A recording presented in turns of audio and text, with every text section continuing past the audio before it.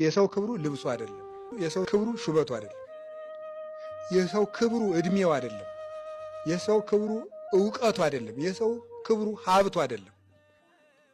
የትፍርሆ ለሰብእ ይብእ ብሏል ቅዱስ ዳዊት። ሰው ባለጸጋ ቢሆን አትፍራው።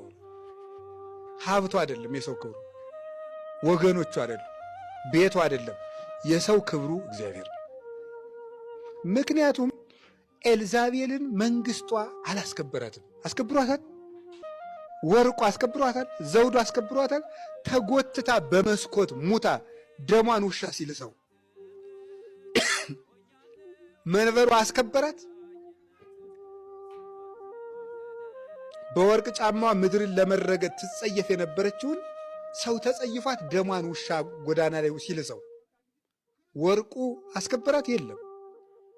መናኛ ቀሚስ ይለብስ የነበረው ኤልያስሳ ማን አስከበረው? እግዚአብሔር አከበረው። ነጥቆ ወደ ሰማይ ወሰደው። የሰው ክብሩ ማን ነው? እግዚአብሔር ነው።